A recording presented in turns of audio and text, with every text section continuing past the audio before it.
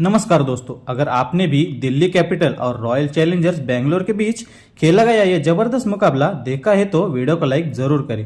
IPL 2026 का 39वां मुकाबला और स्टेडियम था ऐतिहासिक अरुण जेटली स्टेडियम दिल्ली और आमने सामने थी दो खतरनाक टीमें दिल्ली कैपिटल और रॉयल चैलेंजर्स बेंगलुरु। दोस्तों, माहौल इतना जबरदस्त था कि हर गेंद पर स्टेडियम गूंज रहा था और हर फैन की नजरें बस एक ही सवाल पर टिकी थी, आज कौन बनेगा असली बाजीगर।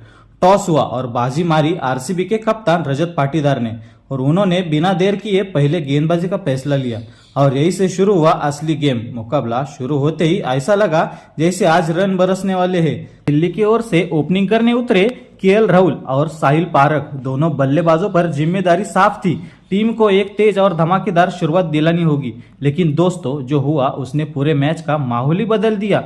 आरसीबी की तरफ से पहला ओवर लेकर आए अनुभवी भुवनेश्वर कुमार और उन्होंने आते ही खेल पलट दिया। ओवर की दूसरी गेंद तेज सटीक यॉर्कर और साहिल पारक पूरी तरह चकमा खा गए। गेंद सीधी जाकर गिल्लियां बिखेर गई और दिल्ली को पहले ओवर में बड़ा झटका लगा। साहिल पारक बिना खाता खोले पवेलियन लौट गए और स्टेडियम में आरसीबी के खिलाड़ियों के साथ साथ फैंस का जश्न देखने लायक था। एक तरफ जश्न, दूसरी तरफ निराशा और यही से मुकाबले ने ले लिया एक जबरदस्त टर्न। पहले ओवर का झटका दिल्ली संभाल भी नहीं पाई थी कि मैदान पर उतरे अनुभवी बल्लेबाज नीतीश राणा, लेकिन दबाव साफ दिखाई दे रहा था। भुवनेश्वर कुमार का पहला ओवर बिल्कुल परफेक्ट रहा, सिर्फ विकेट ही नहीं बल्कि लाइन लेंथ इतनी सटीक कि पूरे ओवर में दिल्ली सिर्फ 2 रन ही बना पाई। यही से साफ हो गया था कि आज आरसीबी कुछ अलग ही मूड में है, लेकिन असली तूफान तो अभी बाकी था। दूसरे ओवर में गेंद थामी जॉश हेजलवुड ने और जो हुआ उसने मैच का रुख पूरी तरह बदल दिया। पहली गेंद केएल राहुल, टीम के सबसे अहम बल्लेबाज विकेटकीपर जितेश शर्मा के हाथों में कैच आउट हो गए और इससे पहले ही दिल्ली संभल पाती, अगली गेंद पर नए बल्लेबाज समीर रिजवी भी उसी अंदाज में पवेलियन लौट गए। राहुल सिर्फ 1 रन बनाकर आउट हो गए और रिजवी बिना खाता खोले ही वापस डगआउट चले गए। अब हालात ऐसे हो चुके थे कि सिर्फ 2 ओवर में दिल्ली के 3 बड़े विकेट गिर चुके थे। स्कोरबोर्ड पर सिर्फ 5 रन पूरे नहीं हुए थे और टीम पूरी तरह दबाव में डूबी हुई थी। पावर प्ले शुरू होते ही आरसीबी ने दिल्ली को पूरी तरह अपने जाल में फंसा लिया था और मैच अब एक तरफा होता नजर आ रहा था। लगातार गिरते विकेटों के बीच अब दिल्ली की ओर क्रीज पर आए ट्रिस्टन स्टब और आते ही उन्होंने इरादे साफ कर दिए। पहली गेंद पर शानदार टाइमिंग, मिड विकेट की दिशा में जोरदार चौका। एक पल के लिए लगा शायद यही वो बल्लेबाज है जो दिल्ली की डूबती पारी को संभाल लेंगे, लेकिन क्रिकेट में कहानी कब बदल जाए कोई नहीं जानता। तीसरा ओवर लेकर आए भुवनेश्वर कुमार और इस बार उन्होंने स्टब्स को अपनी बाहर जाती हुई गेंद से फंसा लिया। स्टब्स ने छेड़ने की कोशिश की लेकिन गेंद सीधी स्लिप में खड़े देवदत्त पडिक्कल के हाथों में चली गई। आसान सा कैच और एक और बड़ा विकेट। ट्रिस्टन स्टब्स सिर्फ 4 रन बनाकर लौटे और दिल्ली की हालत अब और भी खराब हो चुकी थी। आरसीबी के फैंस का जश्न अभी थमा भी नहीं था कि भुवनेश्वर ने एक बार फिर कमाल कर दिया। नई बल्लेबाज करने आए कप्तान अक्षर पटेल, लेकिन वो भी ज्यादा देर टिक नहीं पाए। आउट स्विंग गेंद, हल्की सी गलती और विकेट कीपर जितेश शर्मा के हाथों में कैच आउट। अक्षर पटेल बिना खाता खोले ही पवेलियन लौट गए। अब हालात ये थी कि दिल्ली की बल्लेबाजी ताश के पत्तों की तरफ बिखर चुकी थी और मैदान पर सिर्फ एक ही टीम का दबदबा साफ नजर आ रहा था, आरसीबी। दोस्तों, एक छोर से जोश हेजलवुड तो दूसरी ओर से भुवनेश्वर कुमार, दोनों की घातक गेंदबाजी के सामने दिल्ली पूरा तरफ बिखर चुकी थी। हालात ऐसे हो गए थे कि 10 रन के अंदर ही दिल्ली का आधा बल्लेबाज क्रम पवेलियन लौट चुका था। पावर प्ले में ही आरसीबी ने मुकाबले पर अपनी पकड़ मजबूत कर ली थी और मैच अब पूरी तरह उनके कंट्रोल में नजर आ रहा था। इस मुश्किल घड़ी में दिल्ली ने इंपैक्ट प्लेयर के तौर पर अभिषेक पोरेल को मैदान में उतारा। उम्मीद थी कि वो पारी को संभालेंगे, लेकिन कहानी अभी भी नहीं बदली। तीसरा ओवर फिर से आरसीबी के नाम रहा। भुवनेश्वर कुमार ने एक बार फिर कसी हुई गेंदबाजी करते हुए सिर्फ 1 रन दिया और दबाव को और बढ़ा दिया। लग रहा था कि अब दिल्ली धीरे धीरे संभल कर खेल को आगे बढ़ाएगी, लेकिन शायद आज किस्मत भी उनके साथ नहीं थी। चौथे ओवर में फिर आए हेजलवुड और एक बार फिर झटका। नीतीश राणा ने शुरुआती गेंदों पर संभल कर खेल दिखाया, लेकिन 5वीं गेंद पर गलती कर बैठे। हल्का सा एज और स्लिप में खड़े देवदत्त पडिक्कल के हाथों में आसान सा कैच। नीतीश राणा सिर्फ 1 रन बनाकर आउट हो गए और दिल्ली की हालत अब पूरी तरह खराब हो चुकी थी। अरुण जेटली स्टेडियम में मैच जरूर खेला जा रहा था, लेकिन मैदान पर राज सिर्फ आरसीबी के गेंदबाजों का चल रहा था। दिल्ली की बल्लेबाजी अब पूरी तरह बिखर चुकी थी। एक के बाद एक विकेट गिरते गए और आरसीबी ने मानो पूरी तहस नहस कर दिया हो। अपनी घातक गेंदबाजी के दम पर बेंगलुरु ने इस मुकाबले को धीरे धीरे अपने पक्ष में मोड़ना शुरू कर दिया था और अब मैच उनका पूरा कंट्रोल साफ नजर आ रहा था। इस बीच क्रीज पर आए विस्फोटक बल्लेबाज डेविड मिलर, उम्मीद थी कि वो कुछ बड़ा करेंगे लेकिन टीम को संभालेंगे, लेकिन लगातार गिरते विकेटों का दबाव अब हर बल्लेबाज पर साफ दिखाई दे रहा था। 5वां ओवर फिर से भुवनेश्वर कुमार आए, कभी इन स्विंग कभी आउट स्विंग, ऐसी सटीक गेंदबाजी कि दिल्ली के बल्लेबाज पूरी तरह उलझ गए। इस ओवर में सिर्फ 2 रन ही आ सके और फिर आया पावर प्ले का आखिरी ओवर। जोश हेजलवुड के हाथ में गेंद, उन्होंने भी कमाल की लाइन लेन के साथ दिल्ली को खुलकर खेलने का कोई मौका ही नहीं दिया। पावर प्ले खत्म होते होते स्कोरबोर्ड सिर्फ 13 रन पर था। सोचिए दोस्तों, 6 ओवर में महज 13 रन, यह आंकड़ा ही बता रहा था कि आरसीबी की गेंदबाजी कितनी खतरनाक और हावी रही थी। दोस्तों, पावर प्ले में 6 बड़े विकेट गंवाने के बाद दिल्ली की हालत बेहद खराब हो चुकी थी।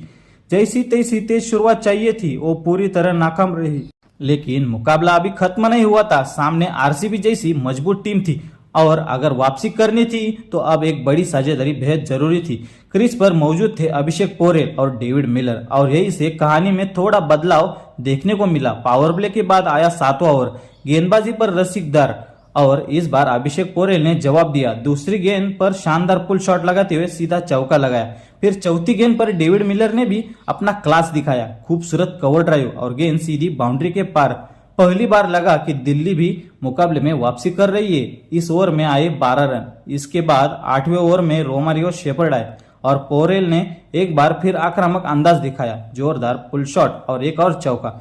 धीरे धीरे स्ट्राइक रोटेट करते हुए दोनों बल्लेबाज अब पारी को संभालने लगे थे। भले ही रफ्तार धीमी थी लेकिन दिल्ली अब पटरी पर लौटती नजर आ रही थी। फिर आया 9वां ओवर और डेविड मिलर ने गियर बदल दिया। पहली गेंद पर शानदार पुल और चौका और तीसरी गेंद पर भी वही नतीजा, एक और बाउंड्री। पहली 5 गेंदों में ही मिलर ने 8 रन जोड़ दिए थे। अब जरूरत थी समझदारी के साथ इस ओवर को खत्म करने की ताकि दिल्ली की वापसी जारी रह सके। लेकिन दोस्तों, कहते हैं ना, लालच कभी भी भारी पड़ जाता है और यही गलती कर बैठे डेविड मिलर। 2 शानदार चौके लगाने के बाद भी उन्होंने ओवर की 5वीं गेंद पर फिर बड़ा शॉट खेलने की कोशिश की, लेकिन इस बार टाइमिंग चूक गई। गेंद सीधे विकेटकीपर जितेश शर्मा के हाथों में चली गई। एक अच्छी पारी बनती दिख रही थी लेकिन मिलर 19 रन बनाकर पवेलियन लौटे। जो साझेदारी दिल्ली को संभाल रही थी वो भी यही टूट गई और एक बार फिर मैच पूरी तरह आरसीबी की पकड़ में आ गया। स्टेडियम में जहां दिल्ली के फैंस खामोश हो चुके थे, वही आरसीबी के समर्थक जश्न में डूबते नजर आ रहे थे। अब हालत ये थी कि दिल्ली के पास सिर्फ 3 विकेट बचे थे और दबाव लगातार बढ़ता जा रहा था। इसी बीच मैदान में आए काइल जेमिसन और कप्तान रजत पाटीदार ने मौका देखकर स्पिन अटैक लगाया। सुयश शर्मा को गेंद थमाई। सुयश ने भी आते ही अपनी फिरकी का जादू दिखाया। दोनों बल्लेबाज उनकी घूमती गेंदों में उलझे रहे और पूरे ओवर में सिर्फ 3 ही रन आए। लेकिन कहानी अभी खत्म नहीं हुई थी। अगले ओवर में जैसे ही रोमारियो शेपर्ड गेंदबाजी पर आए, काइल जेमिसन ने अपना अचानक आक्रामक रूप दिखाया। दूसरी गेंद पर जोरदार शॉट और गेंद सीधी दर्शकों के दीर्घों में। काइल जेमिसन ने एक छक्का जड़कर जो लय पकड़ी थी उसे आगे बढ़ाते हुए चौथी गेंद पर शानदार कलाइयों का इस्तेमाल किया। लेग साइड की और खूबसूरत शॉट और एक और चौका लगाया। इसी के साथ दिल्ली का स्कोर किसी तरह 50 रन के पार पहुंचा। लेकिन जैसे ही लगा कि अब थोड़ी रफ्तार आ रही है, आरसीबी ने फिर चाल चल दी। कप्तान रजत पाटीदार ने तुरंत गेंद थमाई अपने भरोसेमंद स्पिनर कुणाल पांड्या को और उन्होंने आते ही मैच का रुख फिर से बदल दिया। ओवर की तीसरी गेंद घूमती हुई सटीक लाइन, काइल जेमिसन फंस गई और जोरदार अपील और अंपायर ने उंगली उठा दी। LBW out. जेमिसन ने DRS लिया लेकिन रिप्ले में साफ दिखा गेंद सीधा स्टंप पर जा के लग रही है और इसी के साथ 12 रन बनाकर वो भी पवेलियन लौट गए।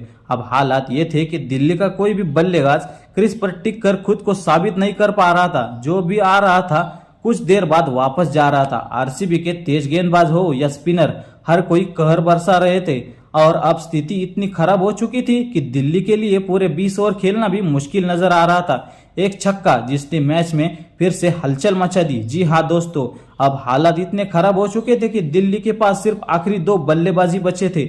ऐसे में क्रीज पर आए कुलदीप यादव। उम्मीद थी कि वो कुछ बड़े शॉट खेलकर टीम को संभालेंगे, लेकिन सामने थे आरसीबी के स्पिनर कुणाल पांड्या और सुयश शर्मा और दोनों ने रन बनाना बेहद मुश्किल कर दिया। अभिषेक पोरेल और कुलदीप यादव कोशिश तो कर रहे थे लेकिन बड़े शॉट लगाने में नाकाम रहे और सिर्फ इक्का दुक्का रन ही जुड़ते रहे। अब सिर्फ विकेट ही नहीं बल्कि रनों पर भी पूरी तरह लगाम लग चुकी थी। हर ओवर दिल्ली के लिए और ज्यादा दबाव लेकर आ रहा था और इसी दबाव में आखिरकार कुलदीप यादव भी गलती कर बैठे। 16 ओवर गेंदबाजी पर सुयश शर्मा थे। पहली 3 गेंदों पर कुलदीप ने सॉलिड डिफेंस दिखाया लेकिन चौथी गेंद पर शानदार गुगली और कुलदीप पूरी तरह चकमा खा गए। गेंद सीधी स्टंप से टकराई, क्लीन बोल्ड। कुलदीप यादव सिर्फ 3 रन बनाकर पवेलियन लौट गए। अब स्थिति ये थी कि दिल्ली के पास सिर्फ एक ही विकेट बचा था। मैदान में उतरे दुष्यंत चमीरा और अब अगर टीम को किसी तरह एक सम्मानजनक स्कोर तक पहुंचाना था तो पूरी जिम्मेदारी दूसरे छोर पर खड़े अभिषेक पोरेल के कंधों पर आ चुकी थी। लेकिन दोस्तों, जिस उम्मीद के साथ आखिरी जिम्मेदारी अभिषेक पोरेल के कंधों पर आई थी वो उस पर खरे नहीं उतर पाए। 17 ओवर गेंदबाजी पर जॉश हेजलवुड आए। दूसरी गेंद पर पोरेल ने शानदार शॉट खेला, सीधा सामने की ओर दमदार चौका लगाया। एक पल के लिए लगा कि शायद यहां से कुछ बड़े शॉट देखने को मिलेंगे लेकिन हेजलवुड ने तुरंत जवाब दिया। अगली गेंद तेज सटीक यॉर्कर और पोरेल पूरी तरह चकमा खा गए। गेंद सीधा स्टंप पर जाकर लगी, क्लीन बोल्ड और इसी के साथ दिल्ली की पूरी टीम 75 रन पर ऑल आउट हो गई। एक समय जो टीम संभलने की कोशिश कर रही थी वो आखिर तक टिक नहीं पाई और आरसीबी के गेंदबाजों ने पूरी तरह पारी पर अपना दबदबा बनाए रखा और आरसीबी के सामने था 76 रनों का लक्ष्य। तो दोस्तों, अब बारी थी रन चेज की। दिल्ली ने सिर्फ 76 रनों का लक्ष्य दिया था लेकिन क्रिकेट में छोटा लक्ष्य भी कभी कभी बड़ा बन जाता है। आरसीबी की ओर से मैदान में उतरे विराट कोहली और जेकब बेथेल। दोनों पर जिम्मेदारी थी कि समझदारी से शुरुआत करे और बिना जोखिम लिए टीम को जीत की ओर ले जाए। लेकिन आरसीबी के इरादे कुछ और ही थे। उन्होंने आते ही आक्रामक अंदाज अपनाने का फैसला किया। दिल्ली की तरफ से पहला ओवर लेकर आए काइल जेमिसन और सामने थे जेकब बेथेल। जैसे ही मौका मिला बेथेल ने शानदार शुरुआत की। पेड लाइन की गेंद और खूबसूरत शॉट, पीछे की ओर सीधा चौका। पहली बाउंड्री के साथ आरसीबी ने साफ कर दिया कि वो इस छोटे लक्ष्य को जल्दी से खत्म करना चाहते हैं। इसके बाद बेथेल ने समझदारी से स्ट्राइक रोटेट की और पूरा ओवर अपने नाम कर लिया। अब नजर टिक गई थी दूसरे छोर पर क्योंकि अगली बारी थी किंग विराट कोहली की। और दोस्तों, अब आया वो पल जिसका हर फैन को इंतजार था, विराट कोहली का क्लास। दूसरा ओवर गेंदबाजी पर दुष्यंत चमीरा। पहली गेंद पर कोहली ने सॉलिड डिफेंस दिखाया लेकिन अगली गेंद पर उन्होंने अपना अंदाज दिखा दिया। सामने की ओर शानदार शॉट लगाते हुए गेंद सीधी अंपायर के ऊपर से निकलती हुई बाउंड्री के पार, खूबसूरत चौका। जैसे ये शॉट लगा स्टेडियम में आरसीबी के फैंस जोश देखने लायक था। लेकिन दोस्तों, ये तो बस शुरुआत थी, असली तूफान अभी बाकी था। तीसरा ओवर लेकर फिर से काइल जेमिसन गेंदबाजी पर आए और इस बार स्ट्राइक पर थे जेकब बेथेल। उन्होंने आते ही हमला बोल दिया। दूसरी गेंद पर ऑफ साइड की ओर जबरदस्त शॉट लगाते हुए गेंद सीधा स्टैंड में शानदार छक्का लगाया और इसके बाद तो मानो बेथेल रुकने वाले ही नहीं थे। कदमों का शानदार इस्तेमाल करते हुए और एक और लंबा छक्का करीब 100 मीटर के पार। अब आरसीबी की बल्लेबाज पूरी तरह आक्रामक मोड में आ चुकी थी और मैच तेजी से उनके पक्ष में झुकता नजर आ रहा था। दोस्तों, लक्ष्य भले ही छोटा था लेकिन आरसीबी की बल्लेबाजी बिल्कुल अलग ही अंदाज में नजर आ रही थी, तेज, आक्रामक और पूरी तरह कंट्रोल में। पावर प्ले में बेंगलोर ने साफ कर दिया था कि वो इस मैच को जल्दी खत्म करने के मूड में है। लेकिन कहते हैं ना, ज्यादा आक्रामकता कभी कभी भारी पड़ जाती है और कुछ ऐसा ही देखने को मिला। ओवर की 5वीं गेंद को 2 बड़े शॉट लगाने के बाद भी जेकब बेथेल नहीं रोके। उन्होंने एक बार फिर कदमों का इस्तेमाल करते हुए गेंद को स्टैंड में भेजने की कोशिश की लेकिन इस बार टाइमिंग गड़बड़ा गई और गेंद सीधा टी नटराजन के हाथों में आसान सा कैच। एक ताबड़तोड़ शुरुआत के बावजूद बेथेल 20 रन बनाकर आउट हो गए। पावर प्ले में आरसीबी का पहला बड़ा विकेट गिरा और अचानक दिल्ली के खिलाड़ियों में जोश और उम्मीद वापस नजर आने लगी। लेकिन दोस्तों, ये खुशी ज्यादा देर टिकने वाली नहीं थी क्योंकि मैदान पर अभी खड़े थे विराट कोहली। जेकब बेथेल के आउट होने के बाद जैसे तैसे देवदत्त पडिक्कल क्रीज पर आए। मैच का रंग फिर से बदलता नजर आया। आते ही पडिक्कल ने अपने इरादे साफ कर दिए। अगली ओवर में दुष्यंत चमीरा के खिलाफ कदमों का शानदार इस्तेमाल करते हुए कवर की ओर पर एक शानदार चौका लगाया। एक शॉट इतना क्लासी था कि फैंस भी दंग रह गए। लेकिन पडिक्कल यही नहीं रुके। ओवर की 5वीं गेंद पर शानदार पुल शॉट और एक और चौका। पूरा ओवर आरसीबी के नाम रहा और अकेले पडिक्कल ने 12 रन बटोर लिए। लेकिन दोस्तों, ये तो बस शुरुआत थी, असली तूफान अभी बाकी था। 5 ओवर गेंदबाजी पर काइल जेमिसन और यहाँ देवदत्त पडिक्कल ने मैच को पूरी तरह एक तरफा बना दिया। दूसरी गेंद कमाल की टाइमिंग और गेंद सीधी स्टेडियम के बाहर छक्का। इसके बाद लगातार 2 गेंदों पर ऑफ साइड में शानदार शॉट, 2 और चौके। अब तक गेंदबाज पूरी तरह दबाव में आ चुका था, लेकिन पड्डीकल ने यहां भी रुकने का नाम नहीं लिया। आखिरी गेंद पर फिर फुल लेंथ बॉल को उठाकर स्टैंड में भेज दिया। एक ही ओवर में चौकों छक्कों की बारिश और ये ओवर मैच का सबसे महंगा ओवर बन गया। करीब 21 रन लुट गए। अब आरसीबी की जीत बस आसान लगने लगी थी। दोस्तों, पहले 5 ओवर तक दिल्ली ने सिर्फ तेज गेंदबाजों पर भरोसा किया था, लेकिन पावर प्ले के आखिरी ओवर में कप्तान अक्षर पटेल खुद गेंदबाजी करने आए। उन्होंने आते ही अपनी स्पिन का जाल बिछाया और आरसीबी के बल्लेबाज को खुलकर खेलने का कोई मौका नहीं दिया। सिर्फ इक्का दुक्का रन ही आ सके। पावर प्ले खत्म हुआ, लेकिन तब तक बेंगलुरु मैच को लगभग अपने नाम कर चुका था। 6 ओवर में 65 रन, छोटे लक्ष्य का पीछा करते हुए ये एक परफेक्ट शुरुआत थी। अब जीत सिर्फ कुछ रनों की दूर पर थी और सामने थे विराट कोहली। 7वां ओवर गेंदबाजी पर टी नटराजन।